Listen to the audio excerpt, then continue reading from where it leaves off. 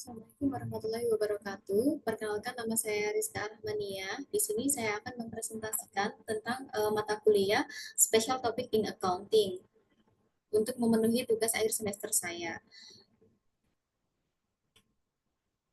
Baik, yang pertama ada teori keberagaman dewan. Direksi merupakan organ perusahaan yang berwenang dan bertanggung jawab penuh atas pengelolaan untuk kepentingan perusahaan sesuai dengan maksud dan tujuan perusahaan. Mewakili perusahaan baik di dalam maupun di luar pengadilan, memimpin dan menyelenggarakan kegiatan operasional sesuai misi dan visi perusahaan, serta memelihara dan mengurus kekayaan perusahaan. Berdasarkan asas manfaat adil dan merata, kepastian hukum, keamanan, kemitraan, etika, dan kepercayaan diri sendiri, serta memastikan konsistensi penerapan GCG.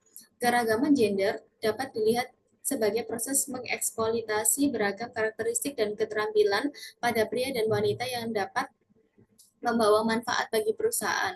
Menurut Duta dan Bose pada tahun 2007, definisi keanekaragaman gender di ruang dewan merujuk pada keberanian perempuan sebagai dewan direksi yang merupakan aspek penting dari keberagaman dewan.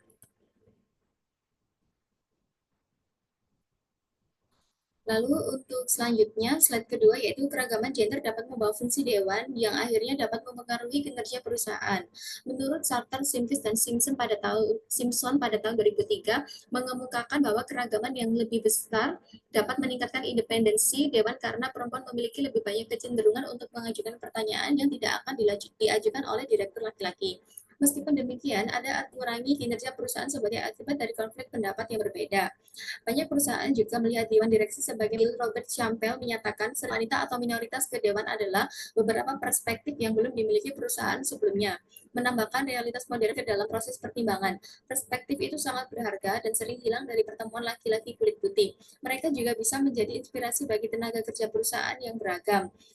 Ada bukti untuk mendukung argumen bahwa perusahaan meningkatkan ke, keragaman dewan dari waktu ke waktu. Yang kedua ada teori upper echelon, yaitu berdasarkan Hendrik dan Mason pada tahun 1984. Upper echelon teori merupakan teori yang dikembangkan oleh Hendrik dan Mason pada tahun 1984 yang mengemukakan bahwa organisasi sebagai refleksi dari manajemen pilihan strategi organisasi dan sebagian tingkat kinerja yang diprediksi oleh karakteristik latar belakang manajer refleksi dari nilai-nilai dan basis aktor kognitif yang berpengaruh dalam organisasi. Menurut Zane pada tahun 2016, pemimpin memainkan peran penting dalam mengambil keputusan strategi serta alokasi sumber daya. Zain 2016 mengemukakan bahwa teori upper echelon dapat digunakan untuk membantu menjelaskan bahwa pemimpin dipengaruhi oleh kemampuan pengetahuan, keyakinan, dan karakter. Menurut Wan Yusuf pada tahun 2010 dalam Tayyiba 2012 mengemukakan bahwa teori upper echelon menyediakan berbagai dasar mengenai pentingnya mempelajari karakteristik komisiaris dan direksi karena kinerja perusahaan merupakan refleksi dari manajemen puncak. Dengan demikian, mempelajari karakteristik manajemen sangat penting karena akan menentukan kinerja perusahaan, di mana salah satunya akan berdampak pada laba perusahaan. Dengan adanya variasi gender dalam manajemen puncak akan memberikan berbagai alternatif pemikiran sebagai dasar untuk pengambilan keputusan. Baik, lalu yang selanjutnya ada teori resource dependence. Resource dependency theory atau teori ketergantungan sumber daya merupakan sebuah teori yang berasal dari ilmu sosiologi. Namun ada keterkaitan dengan akuntansi dan manajemen bisnis dikarenakan keterkaitan teori tersebut terhadap dunia bisnis. Secara umumnya teori tersebut melihat fenomena di mana sebuah entitas dalam suatu konteks penyedia barang dan jasa memerlukan sumber daya tertentu untuk menjalankan aktivitas dari entitas tersebut sehingga menjadi mengandalkan pada sumber daya tersebut. Dengan mengandalkan sumber daya tersebut untuk kegiatan operasional dengan persediaan yang kurang semakin memotivasi para manajer untuk menjaminkan kepemilikan atas sumber daya tersebut atau mungkin mengurangi kelangkaan dari sumber daya. Berdasarkan teori ini, entitas membawa perubahan terhadap lingkungan eksternal mereka sehingga dapat menggunakan sumber daya yang kemudian memungkinkan entitas untuk dapat going concern.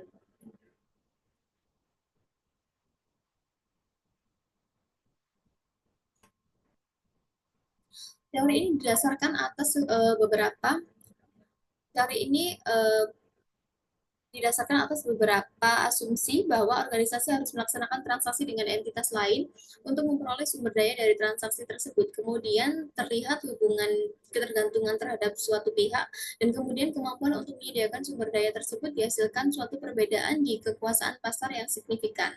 Dari teori tersebut diidentifikasikan juga beberapa strategi atau solusi untuk mengurangi ketergantungan tersebut, seperti memperkuat bargaining power yang dimiliki sehingga lebih mampu untuk mendapatkan sumber daya dan kemudian diversifikasi lini produk sehingga dapat mengurangi ketergantungan sebuah perusahaan terhadap sebuah sumber daya tertentu. Teori ini dapat diimplementasikan dengan berbagai cara, baik dalam konteks akademis maupun secara praktik. Terdapat kerangka seperti 5 kekuatan Porter dan analisa SWOT. Dalam lima kekuatan Porter diidentifikasikan bahwa dengan adanya kompetisi yang menyediakan barang atau jasa yang sejenis, sumber daya yang diperlukan secara otomatis juga mirip atau bahkan sama, sehingga diidentifikasi juga dalam kerangka tersebut untuk mengakui posisi sebuah entitas terhadap pihak-pihak lainnya. Kemudian dalam analisa SWOT, di mana ada kesempatan dan ancaman yang melibatkan pihak ketiga atau dunia luar. Melihat kembali bahwa resource dependency teori ini bergantung pada ketersediaan sumber daya oleh pihak ketiga, maka dapat diimplementasikan juga dalam kerangka ini. Yang keempat ada teori psikologi sosial. Dalam psikologi sosial menurut Arthur and Emily, peran pada umumnya mengacu pada pola perilaku ataupun yang melibatkan hak, kewajiban, dan tugas tertentu yang diharapkan dari seseorang, dapat dilatih dan diperkuat untuk menampilkan dalam situasi sosial tertentu. Dalam melakukan perannya, seseorang dipengaruhi oleh keadaan sosial baik dari dalam maupun luar dan bersifat stabil. Dengan demikian, peran adalah seperangkat tingkah laku yang diharapkan oleh orang lain terhadap seorang sesuai kedudukan dalam suatu sistem. Yang kelima ada teori agensi. Corporate governance dilatar belakangi oleh agensi teori atau teori keagenan yang menyatakan bahwa permasalahan agensi muncul ketika kepengurusan suatu perusahaan terpisah dari kepemilikannya. Dewan komisaris dan direksi yang berperan sebagai agen dalam suatu perusahaan diberi kewenangan untuk mengurus jalannya perusahaan dan mengambil keputusan atas nama pemilik. Dengan kewenangan yang dimiliki, maka manajer mempunyai kemungkinan untuk tidak bertindak yang terbaik bagi kepentingan pemilik karena adanya perbedaan kepentingan atau conflict of interest. Dengan kata lain, manajemen mempunyai kepentingan yang berbeda dengan kepentingan pemilik menurut Trianto pada tahun 2003. Ide dasar pengelolaan agensi teori memberikan cara pandang baru mengenai corporate governance. Perusahaan ditunjukkan sebagai suatu hubungan kerjasama antara prinsipal atau pemegang saham atau pemilik perusahaan dengan agen atau manajemen.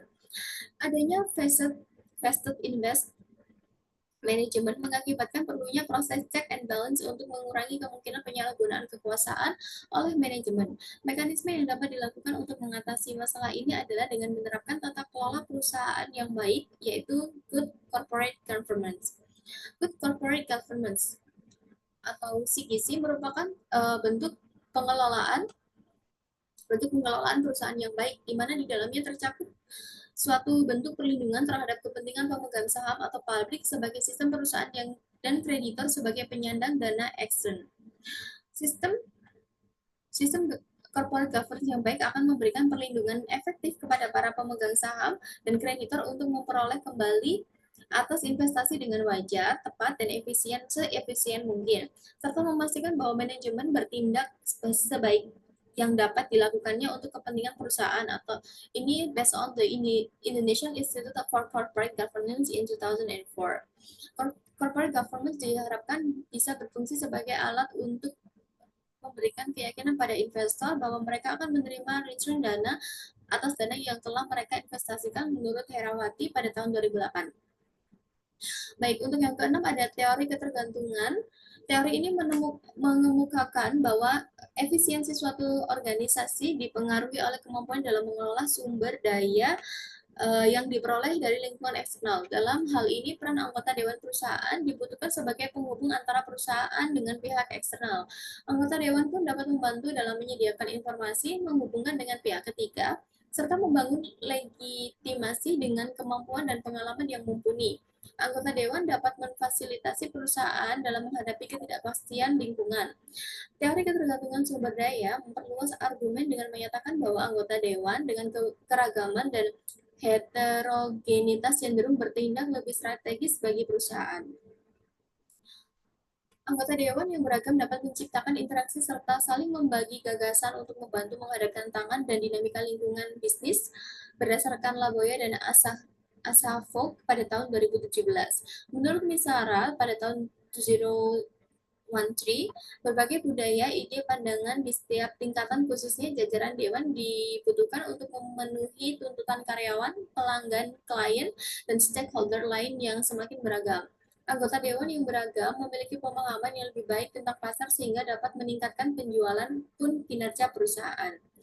Alright, thank you very much teman-teman. Ini saja yang bisa saya presentasikan hari ini. Kurang lebihnya saya mohon maaf dan terima kasih.